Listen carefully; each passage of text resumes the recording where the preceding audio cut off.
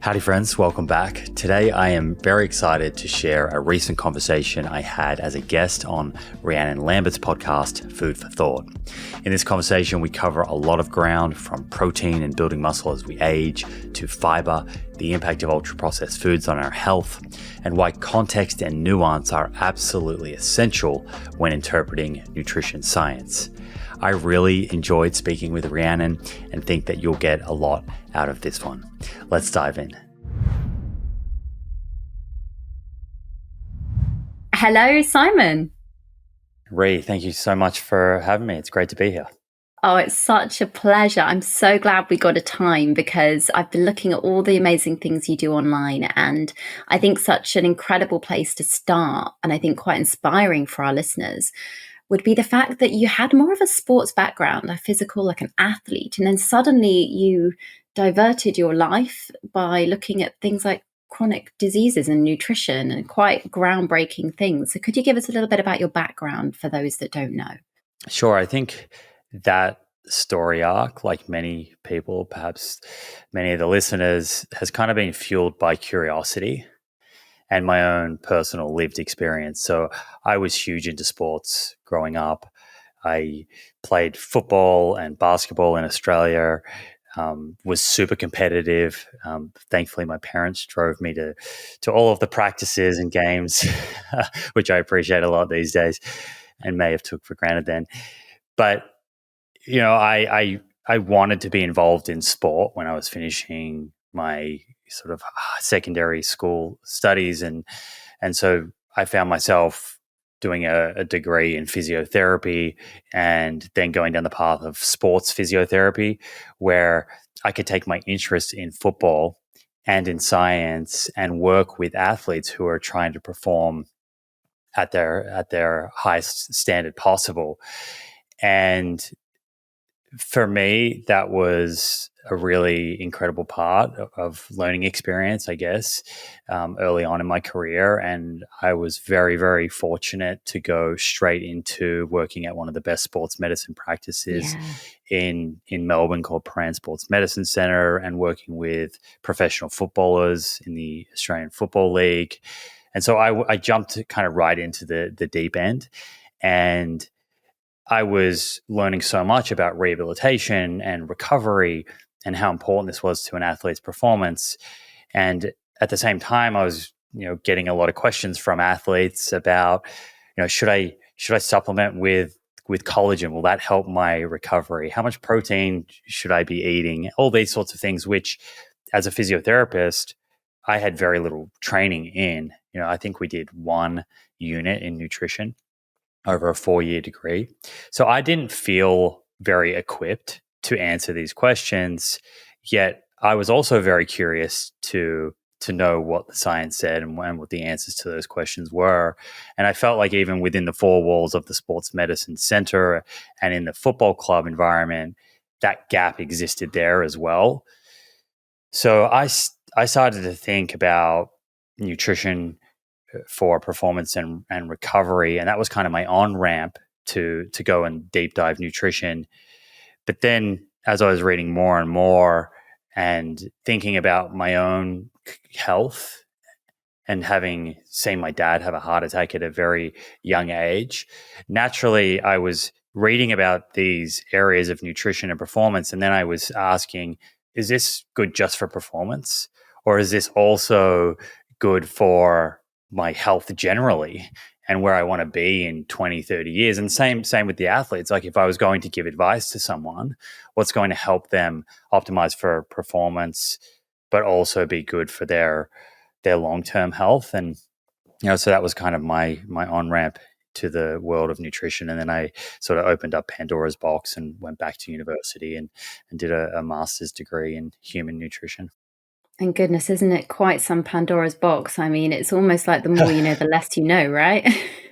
Right. And I think, that's a good mindset to have, that kind of shows humility and is really important if you want to be continually improving your positions and, evolving ideas and being able to provide better recommendations.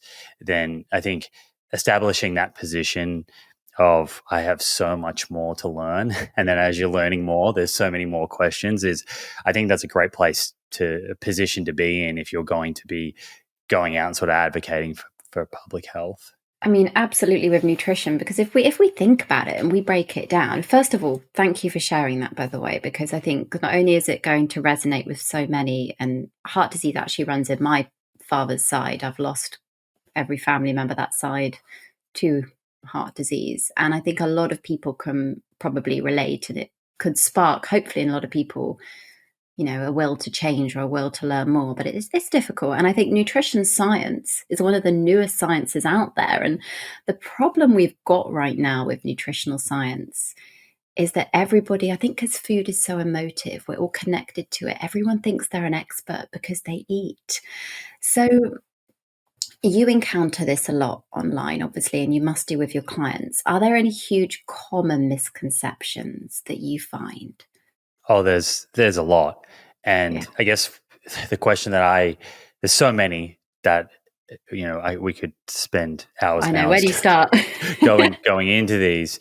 But I think if we even took a step back and say, why do these exist in the first place? I think that's an interesting question as well, and something I spent a lot of time thinking about.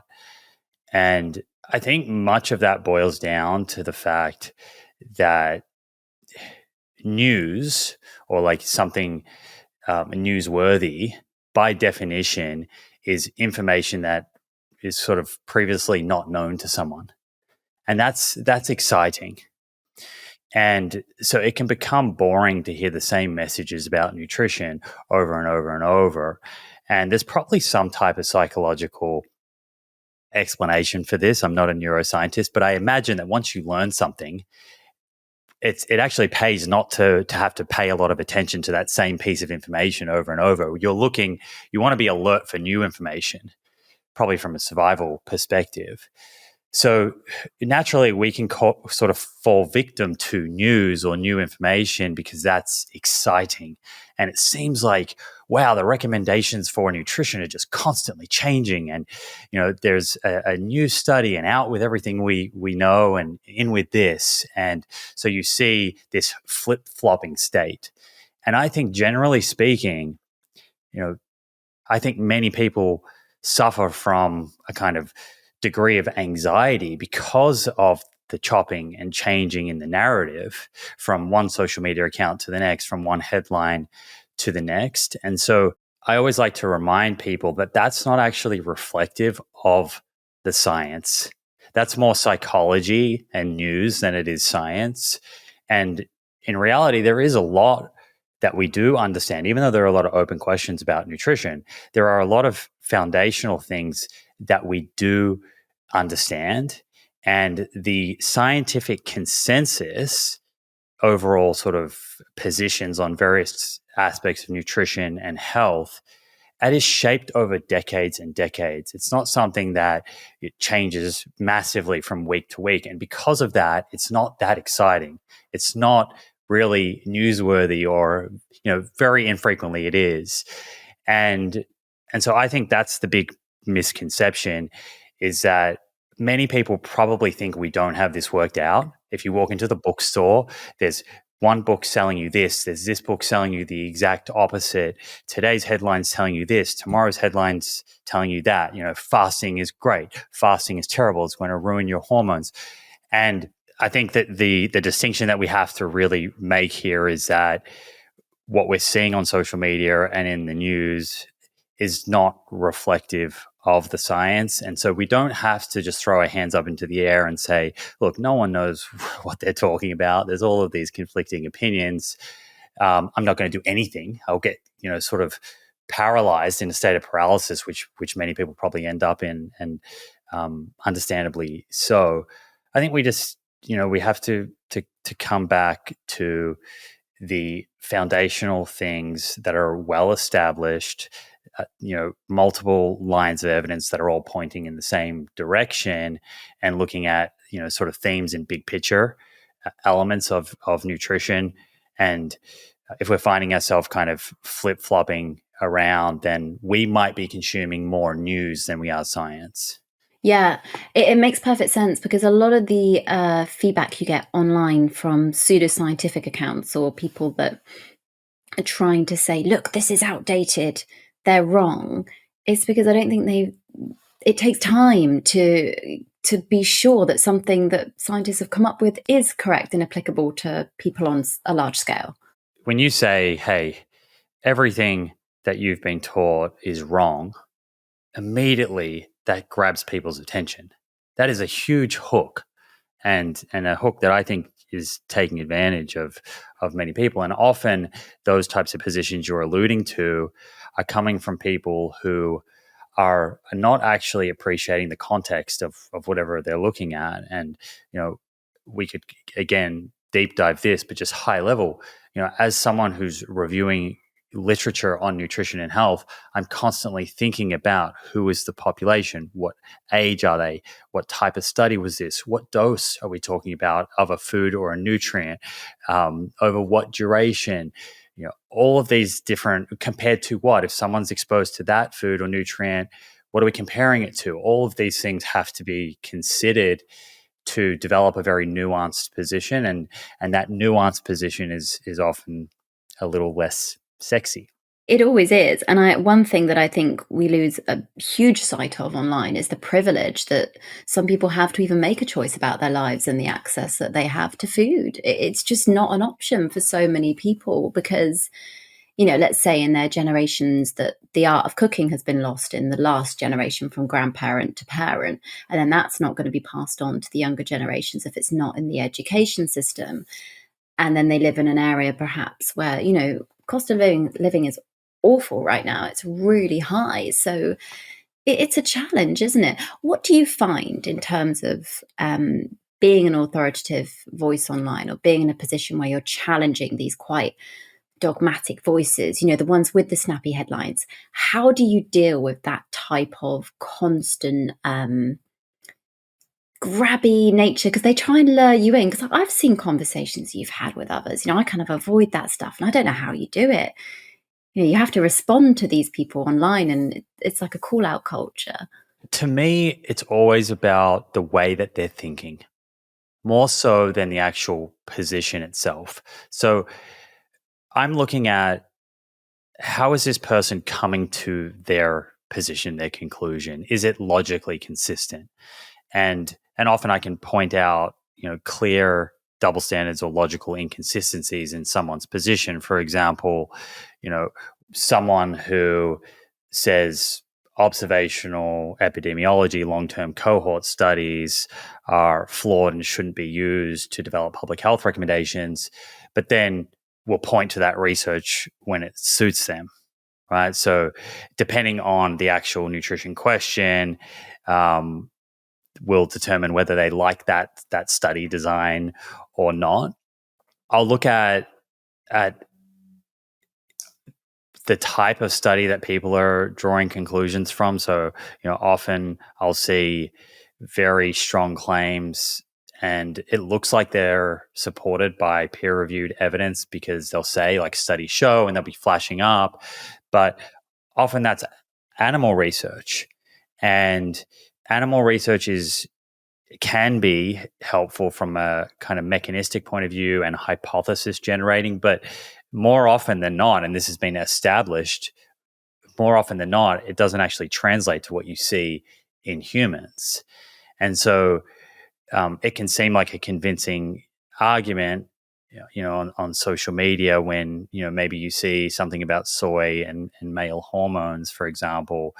But unless you dig into that study, you wouldn't understand that this was a rodent study. This was a rodent that was exposed to an enormously high amount of soy isoflavones that you would never be exposed to as a human eating soy foods, and that there is human data that's actually investigated that question, which is a high quality level of evidence and more relevant to us.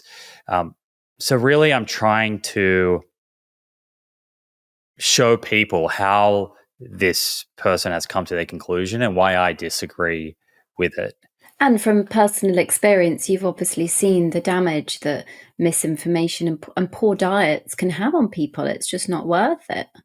Yeah, it can lead to people becoming very anxious about their food choices because you know all you have to do is scroll TikTok or Instagram, and there's so much fear generated about all of these different compounds, whether it's lectins or phytates or soy, and this is by and large very unnecessary, and I think is kind of a distraction from what really matters most. When the goal is to live better for longer, health span, not just lifespan, a few basics are non-negotiable, and creatine is one of them. I personally use Momentous Creatine Monohydrate because, let's just face it, they don't cut corners. Momentous use Crea Pure, the most evidence-based source of creatine available. No blends, no fluff, just the science-backed good stuff that supports both physical and cognitive performance. And remember, this is not just for athletes. Creatine plays a critical role in muscle function, and emerging research suggests that it's also important for supporting cognition and bone health as we age, which is why I consider it foundational for both men and women. Momentous also puts their money where their mouth is with NSF certification for sport, meaning that unlike most supplement brands out there, it's a bit of a cowboy industry, every batch of Momentous creatine is tested for heavy metals, contaminants, and label accuracy. This is the reason that they are trusted by all 32 NFL teams and college sports dietitians around the country. Get your creatine levels safely optimized by heading to livemomentous.com and use the code LIVINGPROOF for 35% off your first subscription order. That's livemomentous.com and use the code LIVINGPROOF for 35% off your first subscription order. Massively so. And I've seen you do a lot of videos recently and discussing about something that I really fervently believe in, and that is the benefit of plant-based diets. And of course, when we delve into plant-based, everybody, I talk about it all the time. We're not talking about just going vegan or making a quick overnight change. We're literally just saying, let's have some more plants, and that would be great. Let's reduce animal produce a bit.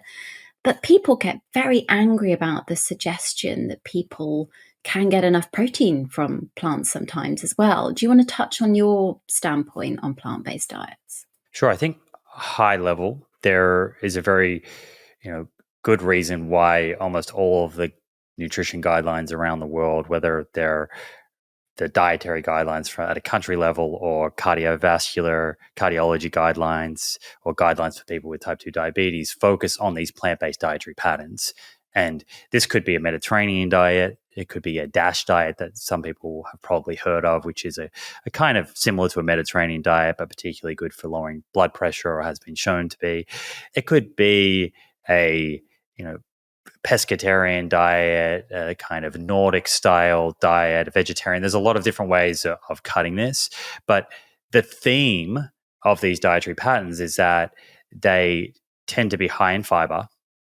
They have really good plant diversity, so a lot of color. There's not a whole lot of ultra-processed foods in that dietary pattern, if at all. And then when it comes to protein, there is more of an emphasis on plant protein compared to typical sort of standard Western dietary patterns today. Many of those dietary patterns I just named do include animal protein. In fact, all of the ones I listed do, but there is just more of an emphasis on plant protein. Whereas the standard diet today in like America, Australia, and in the UK, about 70 to 85% of someone's daily protein intake is coming from animal sources.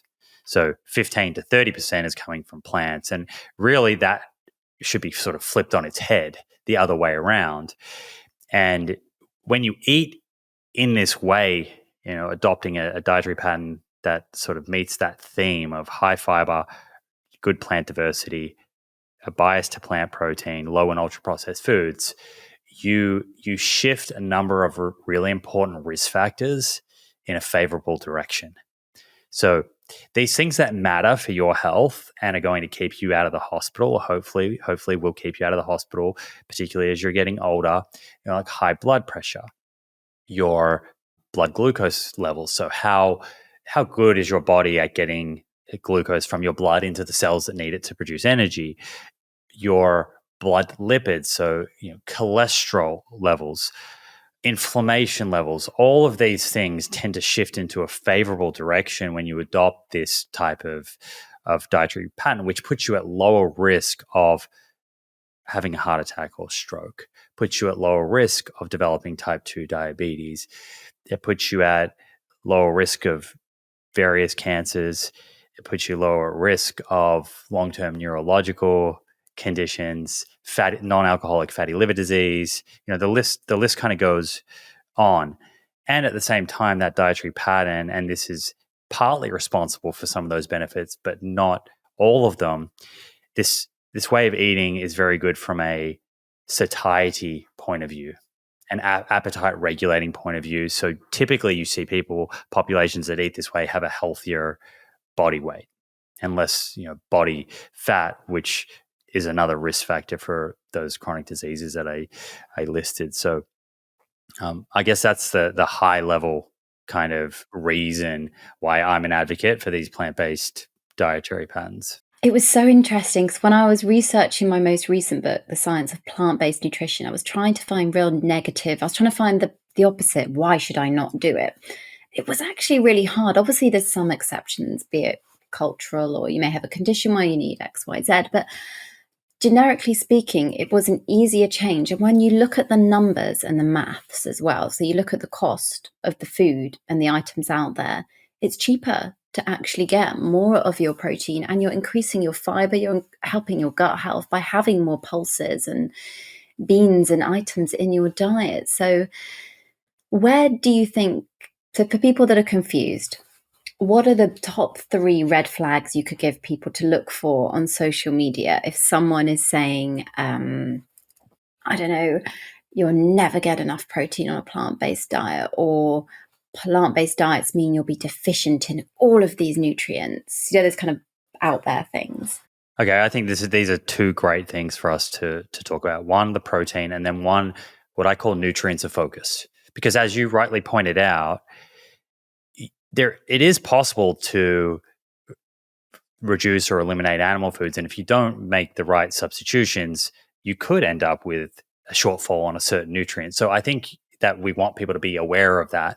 And what we're wanting to do is we want to optimize for chronic disease. So you get all those benefits, those risk factors that I just said.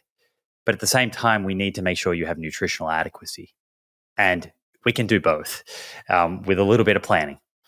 And it takes a little bit of planning when we live in an environment like we live in now, where there is so much disparity across society, and the food environment is the way it is. So we have to be intentional, unless we want to go live in a blue zone where their environment is sort of conducive to better health, and that the healthy choice is the easiest one. Then we need to be a little bit intentional.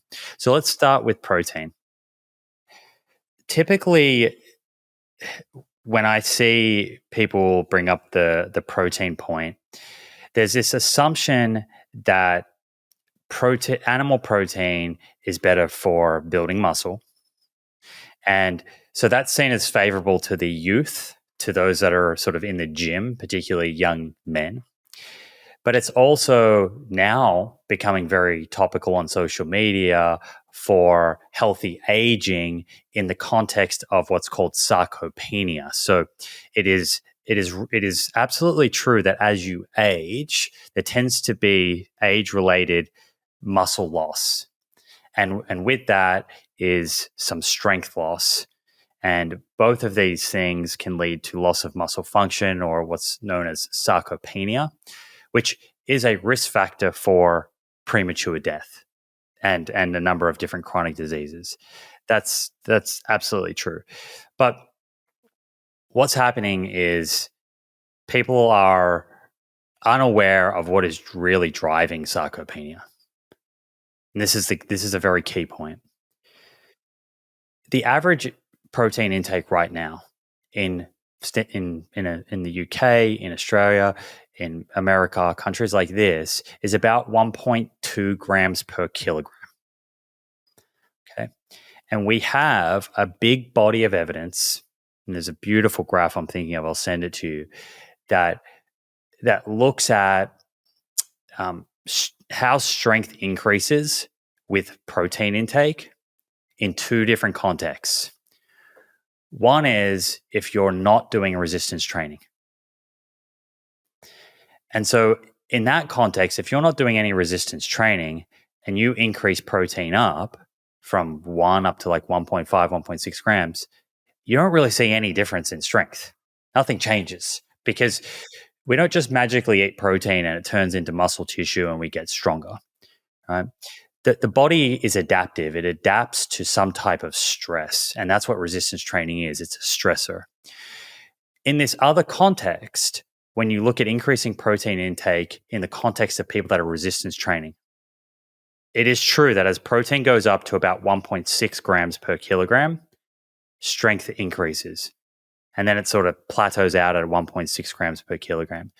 But 80 to 90% of that strength is achieved at 1.2 grams per kilogram. Exactly. Yeah. So why are people losing muscle at the rate they're losing today, and why are we seeing the rates of sarcopenia? It is not because they're eating insufficient amounts of protein.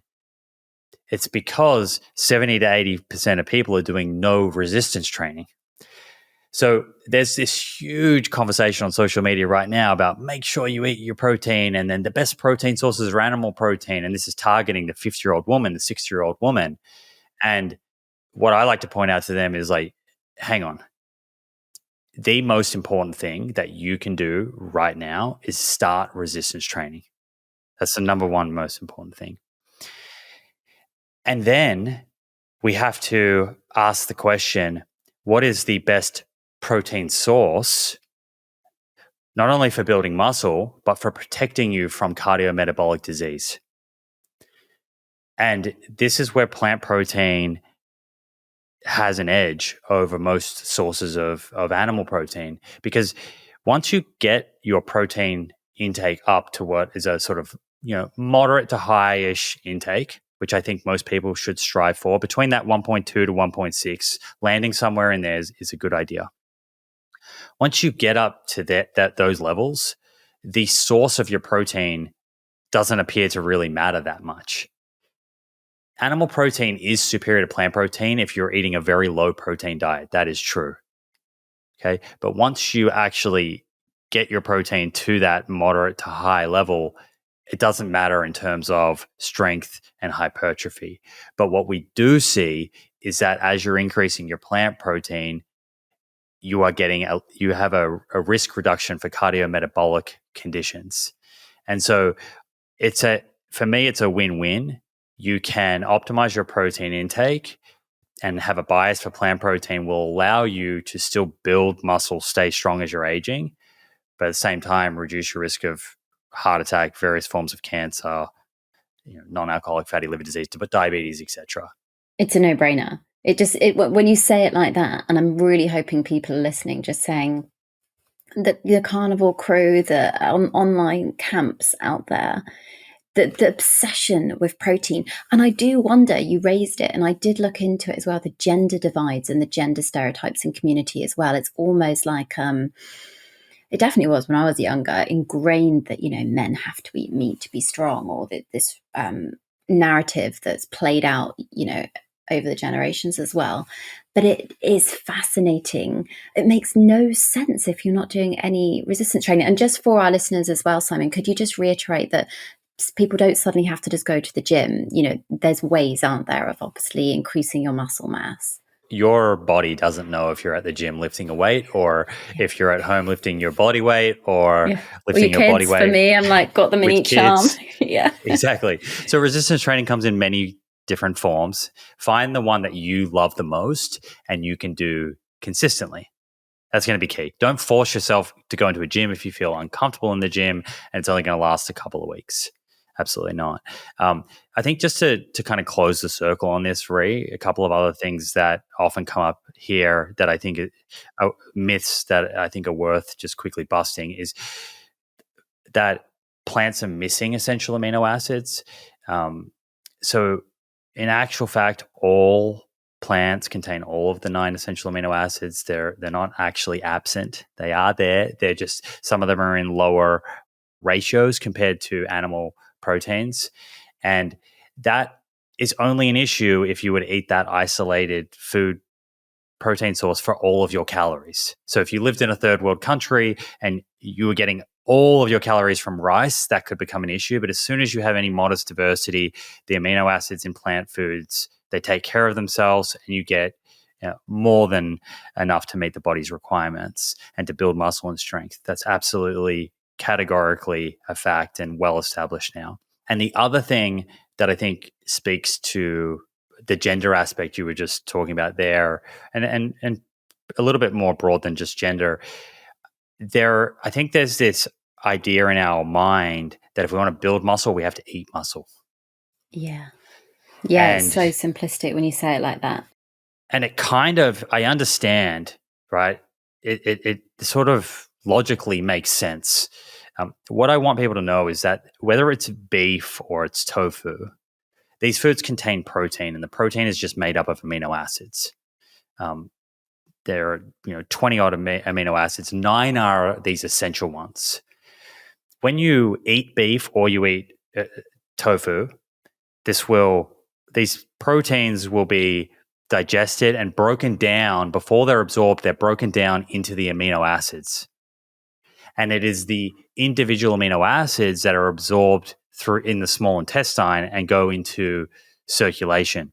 Whether it is leucine, which is an essential amino acid that's from beef, or leucine that's from tofu, once that is in your circulation, it's floating around as a leucine amino acid. Your body has no idea where it came from. No.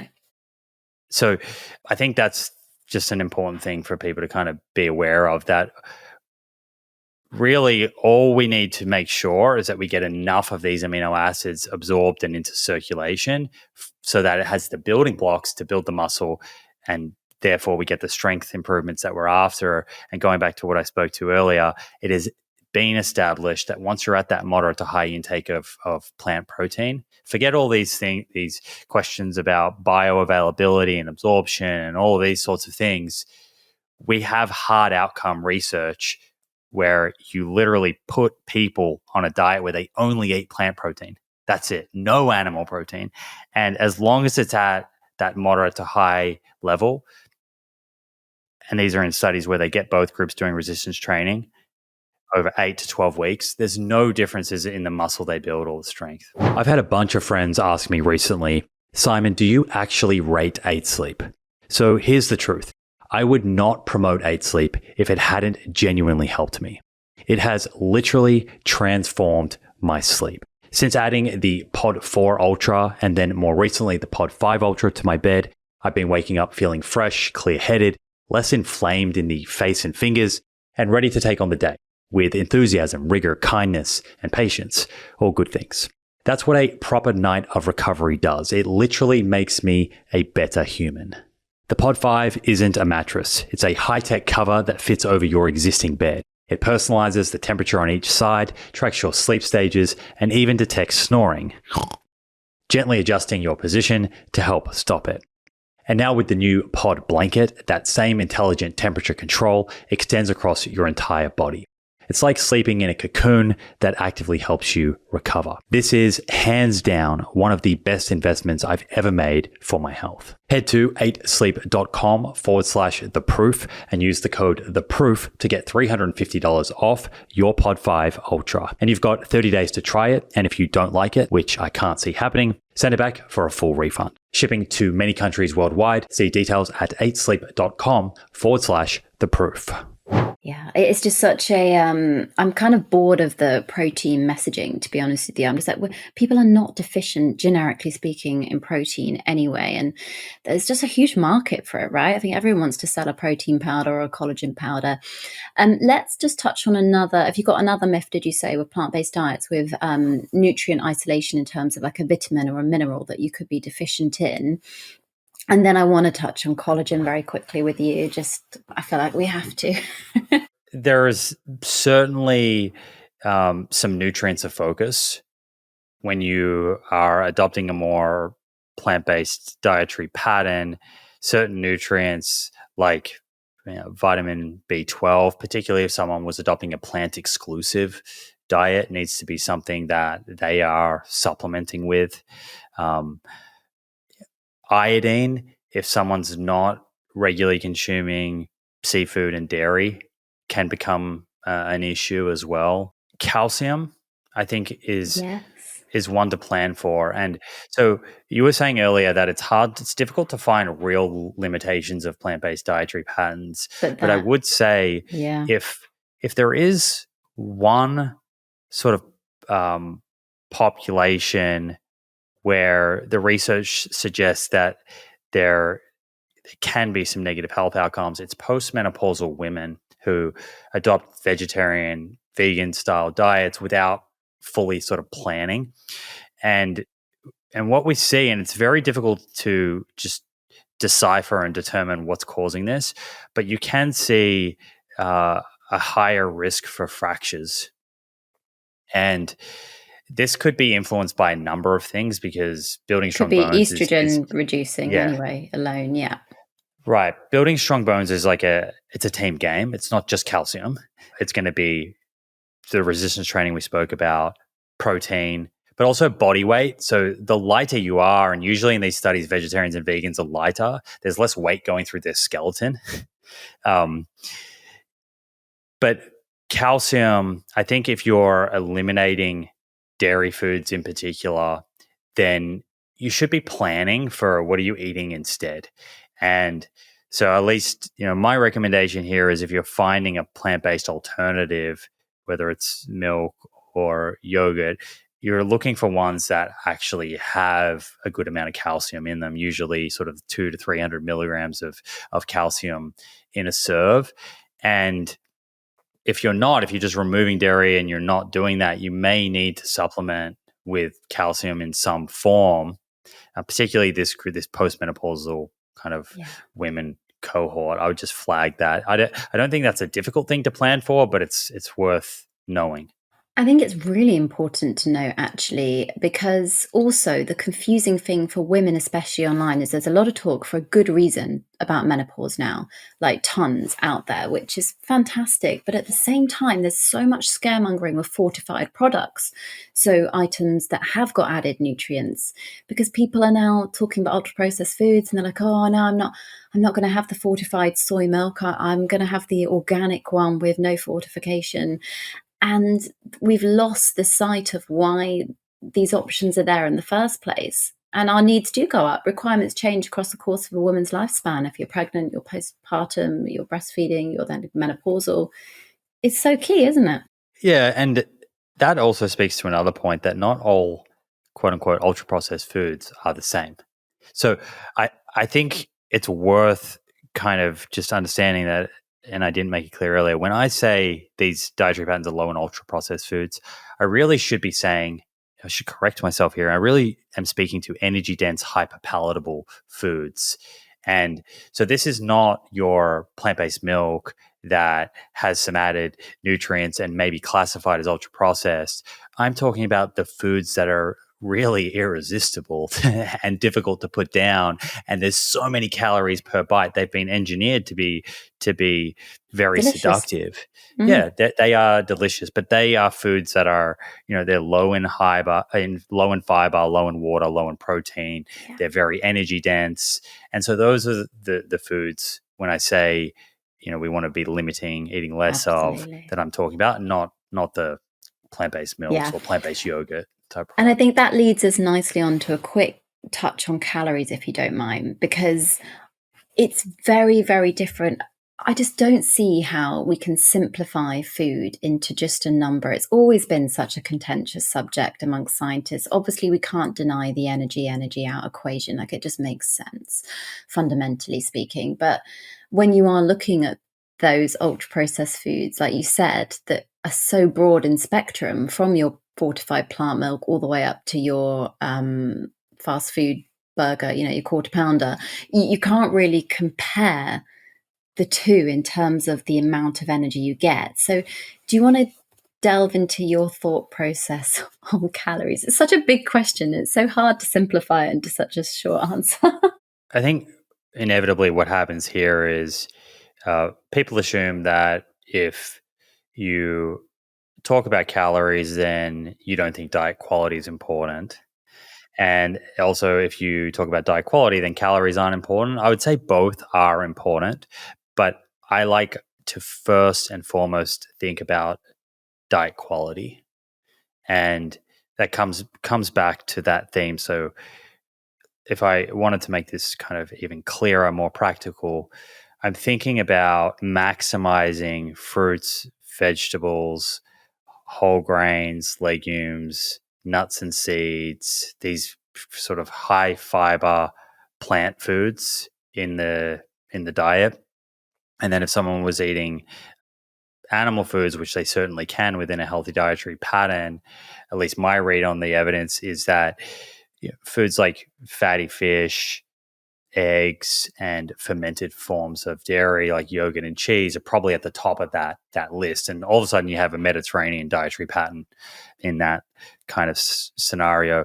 I think when you make your calories, the bulk of your calories are coming from those food groups that I've just listed out, and some people might not eat all of those food groups, then naturally what happens is you feel more satisfied on fewer calories. Right? So these things affect one another. So diet quality affects the amount of calories that people consume, and therefore where their kind of body fat levels are at. So number one, I would focus on diet quality and try and eat consistently how I just described. It doesn't have to be perfect. Where we're talking about consistency over decades is be imperfect, but over a long time, much better approach. And then I would say after diet quality, which is really what foods am I selecting at the grocery store? Yeah. What am I filling my cart up with?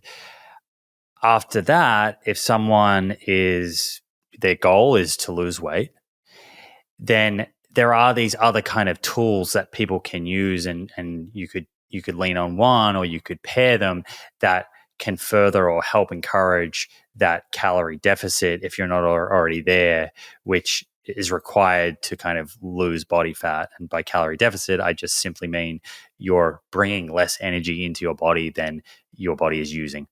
And that difference, that amount of energy that you're not bringing in that the body needs, it takes that from energy stores, aka fat. And so you sort of eat into your fat stores. That's how we lose weight. If you're at that point where diet quality is covered, then, is counting calories something I think everyone should do? Probably not. Certainly there are some people that shouldn't calorie count from a psychological point of view. It would be contraindicated and unnecessary. But there are other people who, maybe for 2 or 4 weeks, it's an exercise that's very informative, and they understand what's in their food a little more, and then from there they can go away and have a better idea as to how much food to put on their plate. And so calorie counting is kind of one of those tools. But in this same conversation, you'll hear people talk about intermittent fasting or, even plant-based dietary patterns. Like all of these are just can be different ways of achieving a calorie deficit. And they could be combined. You could be listening, and it might be that you adopt a plant-based dietary pattern and you decide instead of eating over 16 hours a day, you eat over 12. So you still have your 3 main meals, but you're not eating, as soon as you roll out of bed and all the way up to going to bed. And that might be enough for many people to naturally reduce their calories and get to whatever their goal is. So, that's kind of my overall position. It was good. It was really well explained. And the only point I was going to interject with is something you wrote about in your book, and it just depends on the society that you're in, and it really depends on the environment. Because I feel like calorie counting, if we use that as an example, has just set people up for disappointment purely because it's just not accessible to them. And the education on what you just described with the food quality and the choices and how energy dense they are just isn't there. Could you touch on that a little bit? Because I love that you put all of that in. You can be setting yourself up for failure if you're not focusing on diet quality and you're just trying to stay underneath a certain calorie budget. And what I mean by that is that you ultimately, what we're trying to do, if I'm working with someone that wants to lose weight, I want them to eat in a way where it feels as easiest as possible. Because when you're losing weight and you're in a calorie deficit, it's always going to feel a little uncomfortable. You're a little bit hungry, but I want people to feel as kind of least hungry as possible. Let's make it as easy for you as possible. And when you're just counting calories and perhaps including if it's like kind of if it fits your macros approach, which was popular for a long time, but then you might be eating foods that are not really that sating. You're not feeling that full, and so you have to kind of grit your teeth to get through that, which I don't think is very sustainable and usually leads to kind of a yo-yo style dieting and flip-flopping between weight loss and then a lot of rapid weight gain. So I think that calories count, but you don't have to count your calories. And I think that's kind of what I said in the book. Yeah. And many of the healthiest populations in the world, they are healthy body weights. They're not counting their calories. What the advantage that they have over us is that they live in a different food environment. So we have to, as I said earlier, we have to be a little more intentional, knowing that we're living in an environment that makes it hard for us to naturally kind of stay healthy. I am absolutely excited to share an exclusive offer with the Proof community. This is a limited time offer just for my audience, and no doctor referral is needed. Function Health is a comprehensive at-home blood testing service that gives you access to over 100 biomarkers, covering everything from heart, liver, kidney, and metabolic health to hormone levels, inflammation, and nutrient status. That, my friends, is 5 times more testing than the average physical. I chose Function for my own blood work and to be a sponsor of this show because they are the best in the world when it comes to helping you understand and own your health. It's true, the depth and quality of their testing is unrivaled. And as regular listeners of this show will know, you cannot optimize what you don't measure. Don't guess, test. Use Function to know exactly where your health is today, and then intervene with evidence-based medicine and lifestyle changes to feel your best and reduce your risk of chronic disease. With Function, you get access to very important markers like Lp(a), a genetically driven cardiovascular risk factor, ApoB, the most predictive marker of atherosclerosis, and LH and FSH, reproductive hormones typically missing from standard lab panels. It's not uncommon for these biomarkers and others to be elevated. For example, over 50% of Function members have an ApoB level, and over 20% have an Lp(a) level that is above the optimal range. You can even add on harder to access tests like cystatin C, a very sensitive marker of kidney function, as well as selenium and iodine, nutrients that are essential for thyroid and overall health, yet rarely tested. So what are you waiting for? Run over to functionhealth.com/Simon Hill today and be one of 1,000 listeners to score a $100 credit. That's functionhealth.com/Simon Hill. Absolutely. We've kind of lost touch with the basic human needs versus, well, it's head hunger, isn't it? It's just which emotional crux are we leaning towards? I think food in our society, or a society of plenty, has become a way of coping. I'm not saying that's a bad thing. I know that these types of conversations can be so triggering for our listeners, and we find it in the clinic a lot. But on that note, because I'm aware that there's so much to cover, and I want to take some questions from our listeners, if that's okay, Simon, as well, because I was thinking when you were talking, you've touched on phytates, so let's quickly go there very quickly. And then Lily has asked about the sustainability aspect. So could you touch on why there's such a noise at the moment online about phytates, and then we'll go on to sustainability. So most of this stems from the fact that phytates, which is kind of like the storage form of phosphorus in a plant, it has a strong affinity for minerals. So phytates can bind minerals like iron or zinc, and that is true. And so there's this idea out there, it's a leap, it's a fairly significant leap, that, okay, well, if a bean or a grain contains phytates, then that food is going to result in reduced absorption of these minerals like iron and zinc.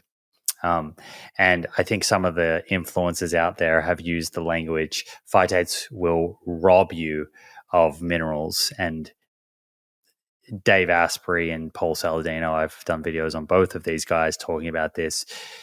Dave Asprey, at least, has made it out as if the phytates somehow get absorbed and then rob your bodies of minerals. That's not what happens. If anything, it's just during digestion, phytates can bind some of the minerals and lower the absorption of minerals from that meal. They're not, let's just clarify it, they're not getting into the circulation and then somehow bringing minerals out of the body. That's the first thing that I think is important to understand. The second is that, again, these guys are usually looking at animal studies or cell cultures. And this is really important because often in these studies, they're looking at isolated phytates and how they affect minerals. But when we eat a meal that contains phytate containing foods, firstly, what happens is when you cook grains and you cook legumes, the phytate concentration is dramatically lowered. The second is that the absorption of the iron and zinc, etc., minerals in that meal is not just dictated by phytate content. So we eat mixed meals.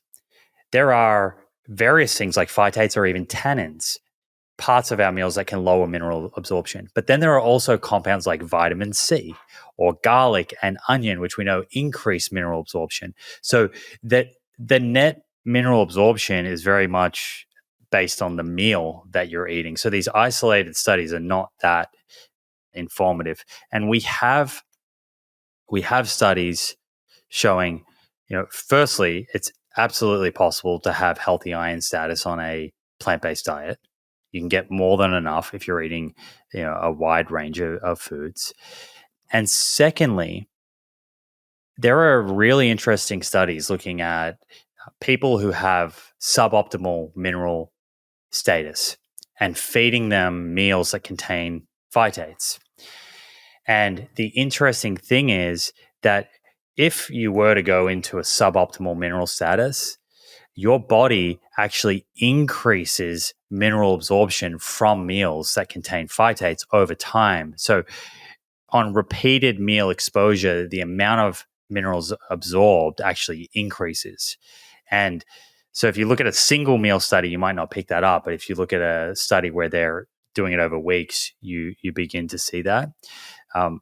So I think there's a lot of fear mongering over these cell or animal-based studies. And I also like to point out to people that, these guys love mechanisms and they want to scare you with these mechanistic studies, as opposed to all the health outcome data that we have on phytate-containing foods that shows legumes and whole grains are associated with less disease consistently. But one mechanism that they don't seem to be talking about, which is odd given how much they love mechanisms, is that there is a ton of research happening right now, and everyone can look this up, looking at phytic acid as an anti-tumor, anti-carcinogenic compound. So it may be that phytic acid or phytates actually have some tremendously powerful health benefits at a mechanistic level. All of that is speculation, just as what they're saying is speculation. What we should be focusing on is when you eat the foods that contain phytates, what happens to your health? These people typically do better. That's wild. It's absolutely wild, the focus on the mechanism and the disparity between the fact that you get all the fiber and the nutrients from the food. So I find the whole thing online crazy. And then I'm going to say gentleman, no, the man that you mentioned, didn't he invent bulletproof coffee or something? Was that him?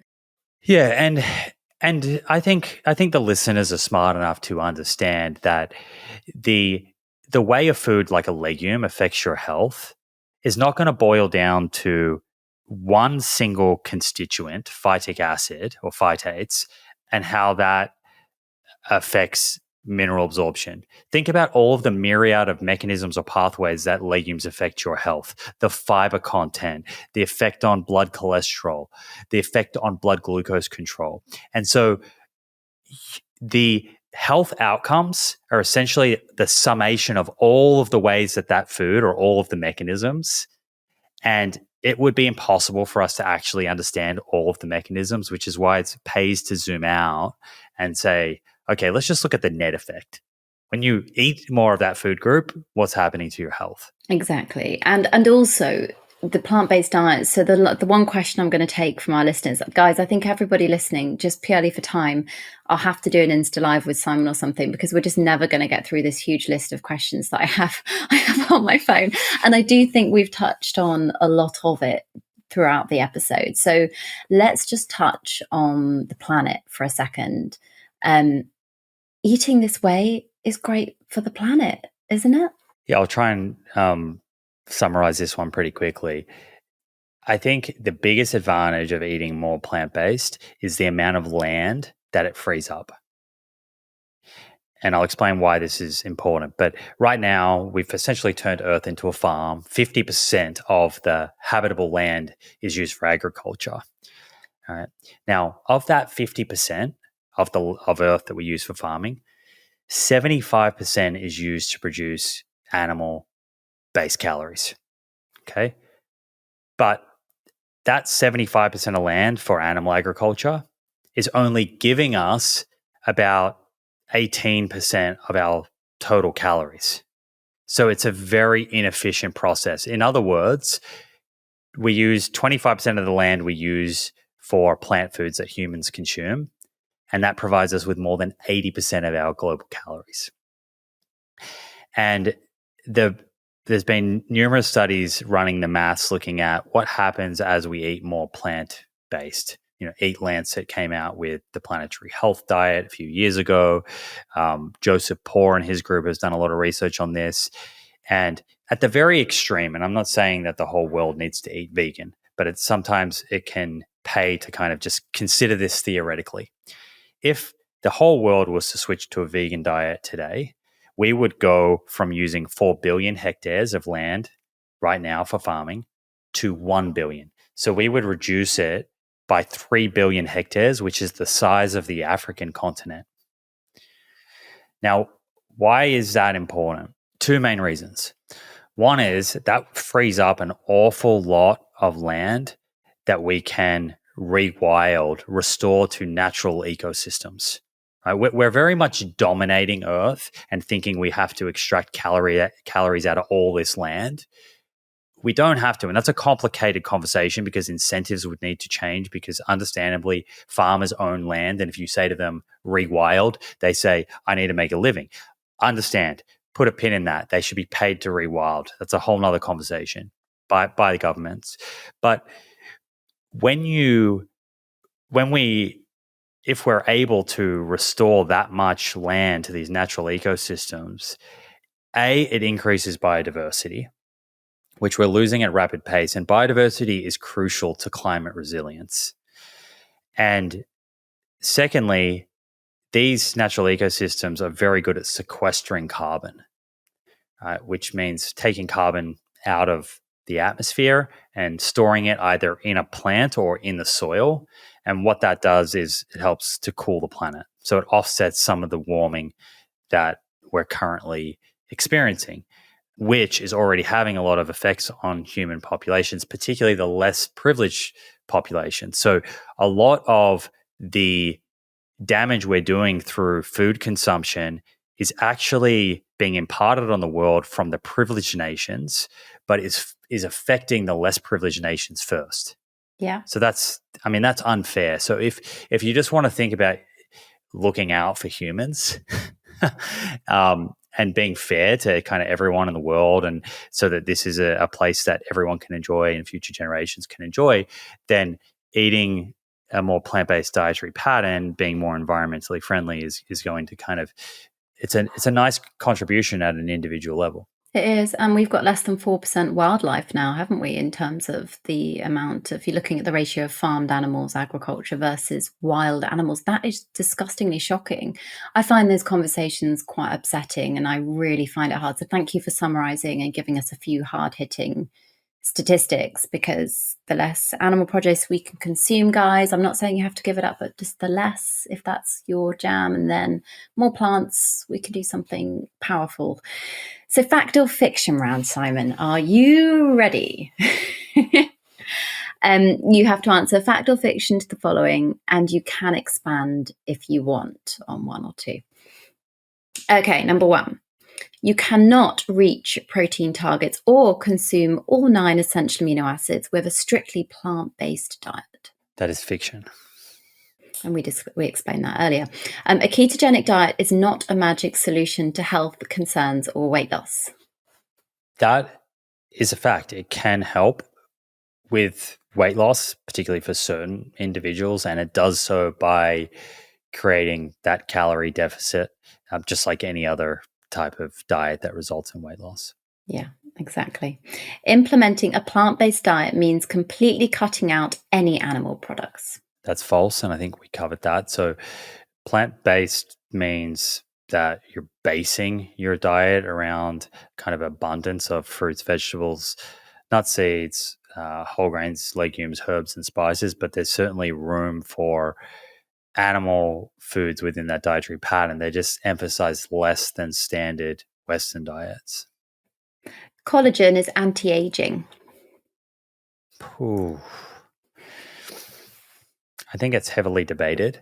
I think most of the research on collagen and aging has been done by the industry. I will say there is some interesting results with regards to skin elasticity and skin hydration. I'm not ruling out that it's effective. I'm kind of on the fence. I'd like to see more research that's not conducted by industry. Very well answered. Our daily habits affect our well-being, our health, and longevity. Yes. What we do consistently, as I said earlier, doesn't have to be perfect, over decades is really what's going to shift the needle and reduce our risk of these non-communicable chronic diseases. Absolutely. Sugar of any form should be avoided at all costs, as this causes the development of NCDs. Fiction. There's a bunch of sugars can be found in fruits, which we know are very health promoting. So I think the kind of sugar package or the food that you're getting your sugar in really is what matters. We shouldn't demonize sugar across the board because, sugar. I often say, and this is a little more related to carbohydrates than just sugar, but you can find carbohydrates in everything from a black bean to a jelly bean. And so we can't lump all these foods into the same basket. From the black bean to the jelly bean, exactly. Calories on the labels equals calories absorbed always. I would say fiction. Agree. Nutrition is more important than exercise when it comes to our health. Oh. I knew this would be hard. I was wondering what you'd say.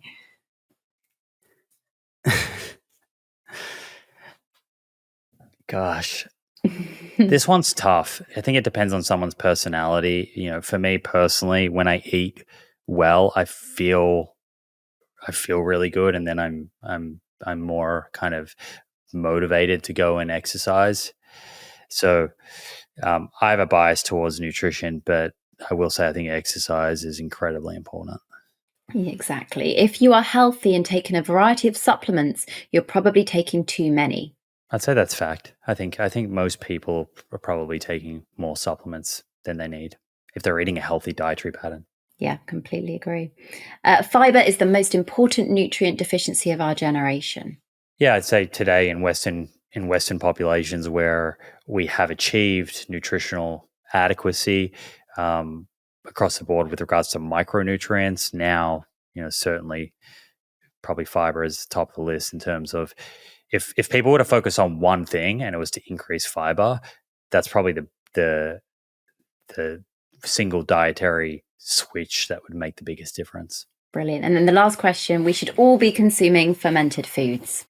Yes, I think we probably should. I think you can still be healthy without them, but I think there's good evidence that fermented foods have beneficial effects on the microbiome. We're learning more and more about the microbiome. It's certainly not fully understood, but there's at least some evidence that suggests, fermented foods can shift the kind of constitution of the microbiome. This can affect the intestinal permeability, which can affect sort of um, how many of these like inflammatory compounds called lipopolysaccharides enter circulation. And so you see with fermented food consumption improvements in intestinal permeability or a reduction in intestinal permeability, and with that lowering in inflammatory biomarkers.